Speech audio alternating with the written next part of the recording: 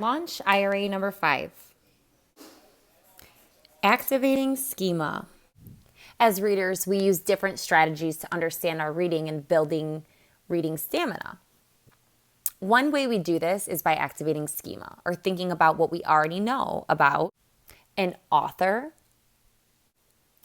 a genre such as poetry, which we'll be listening to today, or a topic such as Michael Jordan. For today's lesson, you will need your ELA notebook, your school-wide notebook, and a pencil. You will need this page of your school-wide notebook. The title of the text for today is For the Love of the Game by Eloise Greenfield.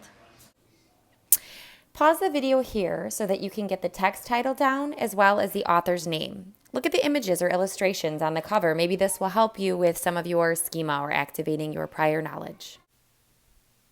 Let's take a few moments to write your name, the text title, and any information that you know or already knew, your schema, that's prior knowledge of the author, if you've ever heard of Eloise Greenfield, the genre of poetry, or the topic.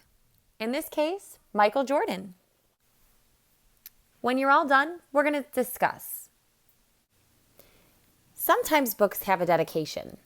I'm going to read the dedication from this book. To children with love. It is our fervent hope that this book will inspire you to see your own strength, discover and develop your talents. Everyone has them. And move always toward health and growth and happiness. Eloise Greenfield and Jan Spivey Gilchrist. Wow. This dedication really makes me think that this book is not just about Michael Jordan and basketball, but also about finding something in our own lives to inspire us. What do you think? When he was just a little boy, when he was just a kid, Michael saw a basketball, and this is what he did.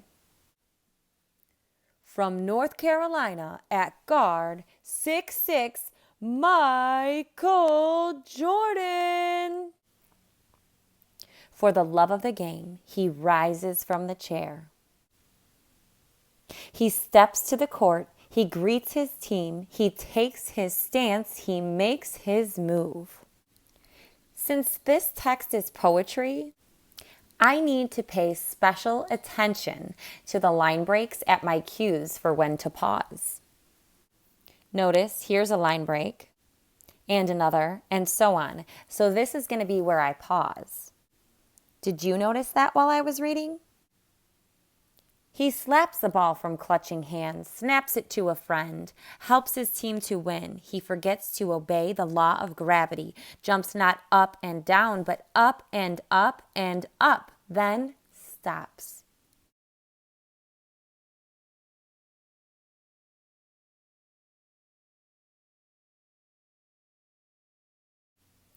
Stands right there on a little piece of air. Will he shoot from the left or shoot from the right? Which hand will he use tonight? He sails higher, holds the ball above the bucket, and slam! Jams it through the net. Before he lands, smooth as a gliding plane, then turns and smiles at the memory of flying. Let's stop for a moment and think. Eloise Greenfield is describing what it looks like to watch Michael Jordan take a shot in basketball. Is there anything that you notice? She slows down the action through the words she uses. Did anything stand out to you? Let's pause here so we can discuss. Something I noticed is how she used this simile, smooth as a gliding plane. This really helped me see his process of landing and how he slows down and how smooth and seamless it is for him to shoot a hoop and land so gracefully almost. Let's continue reading. For the love of the game of life,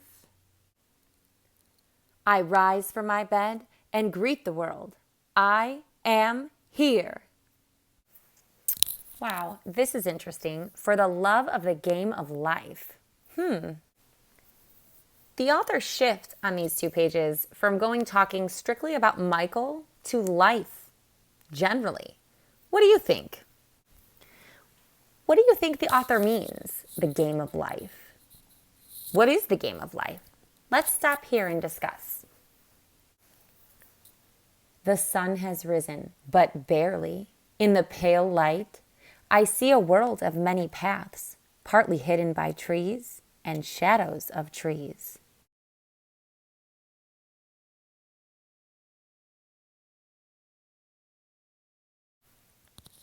It is a puzzle of power and beauty, and I must see more.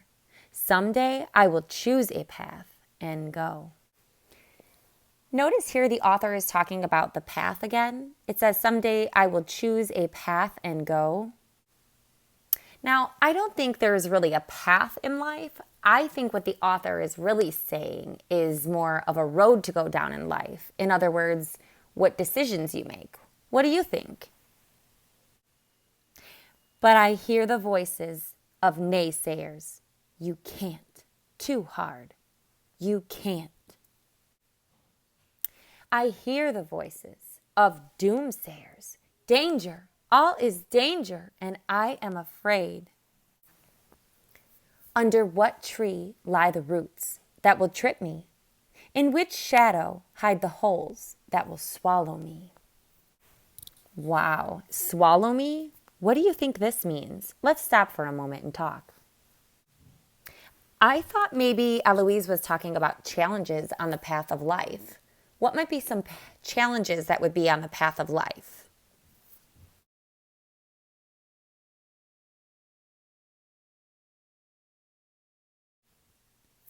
Then, through the din of voices, I hear the chanting of people who love me. If you fall, you will rise again. I breathe their words. I feel the strength of my spirit. If I fall, I will rise again. The sun is at mid-morning. The time to prepare is now.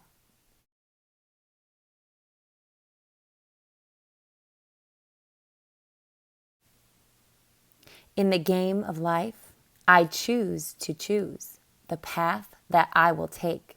I listen to my heart beating my rhythm. I take my stance. I make my move. For the love of the game of my life, I live. What an excellent poem. I loved reading this story with you. Now, we're going to take a moment to reflect. Reflecting is really important while we're reading any genre, but especially poetry, because we often have to go back and reread to really find meaning. Today, we're going to write in order to help clarify our thinking and prepare for discussion. I'd like for you to open your reading notebooks, and I want to make sure that you write down this question underneath the title of this text, For the Love of the Game. How does this poem make me feel? When you've finished, let's discuss. I really want you to take in consideration before you start this independent activity to think about what you already know, what you already came in your schema prior to reading this. And think about how that affects your understanding.